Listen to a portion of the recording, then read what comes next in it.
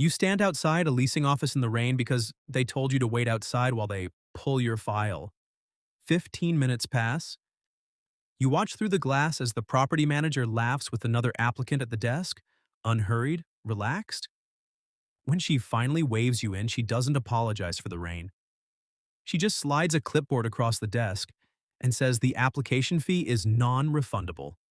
You already know what she's going to say next before she says it. Rewind. $1,800 a month income. You are 21, applying for your first apartment loan. The listing says income must be 3 times the rent. You do the math twice, hoping it rounds up in your favor. It doesn't, not quite. You bring pay stubs, a letter from your manager, your bank statement highlighted in 3 different colors like a school project. The property manager, a woman named Denise, looks at your stack of paper the way someone looks at a menu they've already decided not to order from.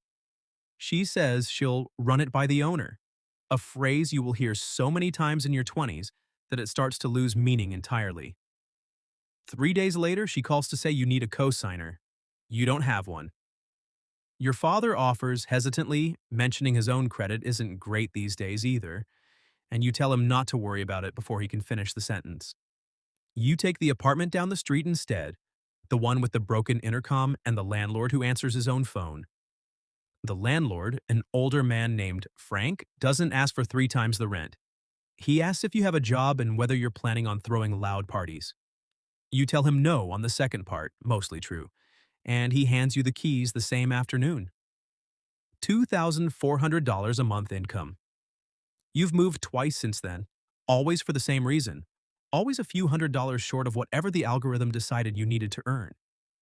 You apply at a new building, and Denise is somehow the property manager here too, the industry being smaller than anyone tells you when you're 21. She doesn't remember you. You remember her exactly, the clipboard, the tone, the specific way she said non-refundable like it settled something.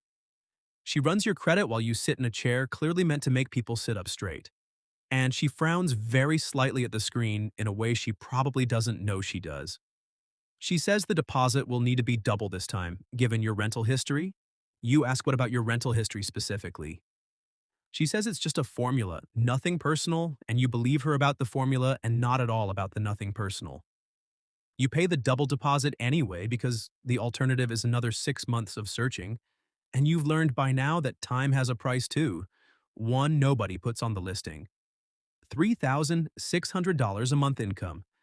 You get a real job, the kind with a title and a badge and a 401k match. You apply to a nicer building because you can finally afford one, and for the first time, a leasing agent calls you back the same day.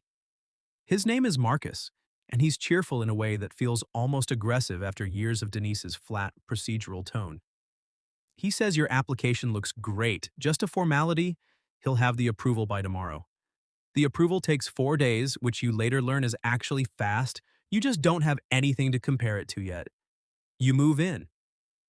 The first time something breaks a garbage disposal, Marcus responds to your email in 6 hours. You remember waiting 6 days for a maintenance request at the old place, then submitting it twice more before anyone came. You mention this to a coworker, half as a joke, and she looks at you like you've just described a different planet's plumbing system. The building never changed. You did. $4,300 a month income. You get a small raise, and Marcus mentions, almost in passing, that your unit's lease renewal will only go up by 2% this year, well below what he's applying to newer tenants. You ask why. He says something about being a good tenant. On-time payments, no complaints, the kind of praise that would have sounded absurd applied to Denise's version of you 3 years earlier. You thank him and hang up, then sit with the strange feeling of being rewarded for behavior. Nobody ever specifically asked you to demonstrate before. You just happened to have it the whole time. $5,200 a month income. You get promoted, and your new apartment has a doorman who learns your name within the first week, unprompted. The way people learn things they've decided are worth remembering. A different agent shows you a unit, and midway through the tour, she mentions, almost as an aside, that they can be flexible on the move-in date if you need it. Nobody has ever once been flexible about anything for you before this moment.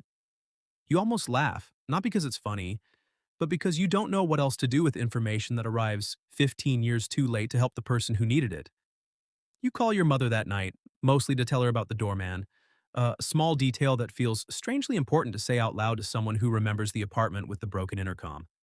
She says, "That's wonderful, sweetheart," in the tone of someone genuinely happy but slightly unable to picture it. $7,000 a month income. You start looking at buying instead of renting, mostly because a coworker mentions offhand that renting past 30 feels like throwing money into a hole. A sentence that would have meant nothing to you 5 years ago and now sits in your chest like a small stone. A mortgage broker calls you back within the hour of your inquiry. He uses your first name 4 times in a 2-minute voicemail. You think about Denise's clipboard, the highlighted bank statement, the cosigner you didn't have, and you feel something you don't have a clean word for, somewhere between vindication and grief. You don't buy yet. You just sit with the voicemail a while longer than it deserves. Your sister, who bought a house 2 years earlier with her husband's help, asks if you're finally going to join the adults. A joke that lands slightly wrong, though you don't correct her. $9,500 a month income. You buy a small 2-bedroom condo mostly as an investment, half planning to rent it out eventually. The mortgage process is almost insultingly smooth compared to every apartment application you've ever filled out. Nobody asks for a highlighted bank statement. Nobody asks you to wait outside in the rain. The underwriter's only real question is whether you'd prefer to close a few days early, as if speed itself were now a courtesy extended specifically to you. You sign the papers and drive home in silence, turning the phrase "run it by the owner" over in your head like a stone you've been carrying so long you forgot you were holding it. You call your father that night, not your mother this time, and tell him about the condo. He's quiet for a moment, then says he wishes he could have co-signed back then, that he still thinks about it sometimes. You tell him it worked out fine, which is true, though it doesn't quite answer what he's actually asking you. $11,000 a month income. You buy a second unit in the same building, more out of habit than plan at this point, and start looking into what it actually takes to rent one out yourself instead of hiring someone. You read through sample lease applications online, and every single one still says the same thing. Income must be 3 times the rent. You wonder for the first time who actually decided on the number 3 and whether it was ever really about safety or just about a formula nobody questioned once it became standard enough to feel invisible. $14,000 a month income. Your business is doing well enough now that the condo becomes the first of 3 rental properties you own outright. You hire a property management company to handle the day-to-day, mostly because you don't want to become the kind of landlord you spent your 20s being afraid of. The management company sends you their standard application, and you read through it out of curiosity one slow afternoon. Income must be 3 times the rent. You stare at the line for a long moment, the exact ratio Denise once used to explain, without explaining why you weren't quite enough. You almost delete it. You don't, not yet, because you're not entirely sure what the alternative even looks like, only that you don't want to be the reason someone stands outside a building in the rain. You call the management company and ask if the ratio is negotiable on a case-by-case basis. The woman on the phone sounds surprised by the question, like nobody's ever asked her that before, and says she'll have to check. The midpoint. You get an email from the management company about a tenant who's a few $100s under the income requirement for one of your units, asking if you want to make an exception given her otherwise clean rental history. Her name is Priya. Her paperwork looks almost exactly like yours did at 21. Pay stubs, a manager's letter, a bank statement that looks like it was assembled at midnight by someone hoping numbers might rearrange themselves if stared at hard enough. You approve her without a second thought, then sit there for a while wondering how many landlords had that same email sitting in their inbox with your name on it and quietly deleted it instead. You don't know. You'll never know. That's the part that stays with you longest, not the rejection itself, but the not knowing whether anyone ever even considered it. A few months later, you get a note from Priya through the management company, thanking you for the approval, mentioning she almost didn't apply because she assumed she'd be rejected on the numbers alone. You read it twice. You don't reply, not because you don't want to, but because you don't know how to explain.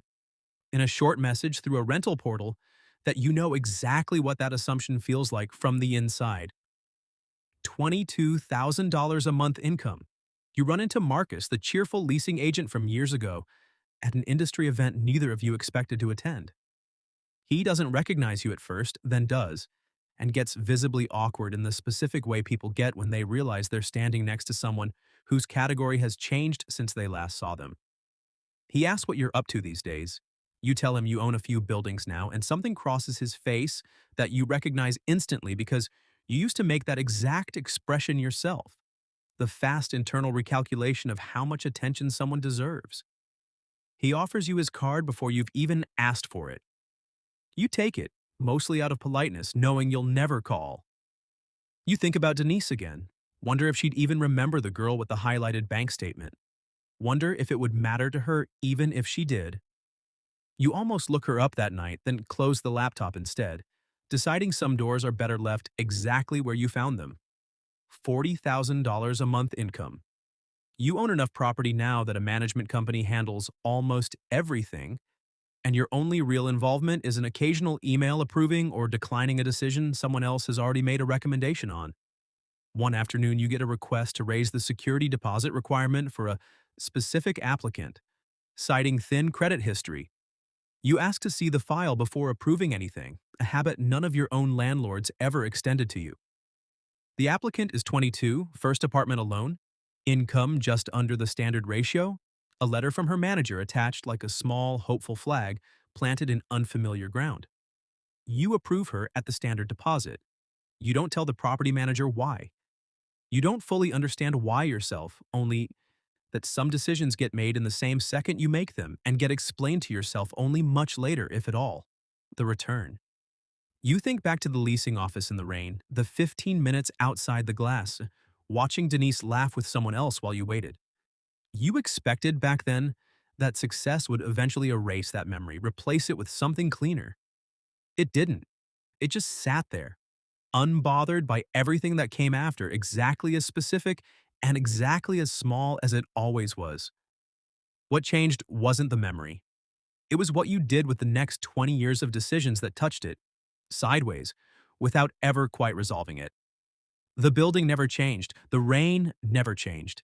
You did, and so did every applicant who came after you, each one now standing in a slightly different rain, waiting on a slightly different version of the same phone call. Nobody warns you that the ladder you spend your 20s climbing doesn't lead somewhere that erases the bottom rung. It just gives you a better view of it, and a choice, every single time, about what to do with that view. Somewhere right now, someone is standing outside a leasing office because they were told to wait outside while someone pulls their file. They don't know yet that the number attached to their name today isn't a verdict on who they are. They don't know yet that the same door that's closed to them now will eventually open on a different number. And the person standing on the other side of it, years from now, gets to decide what kind of landlord that opening turns them into. You know that part now. They don't. Not yet.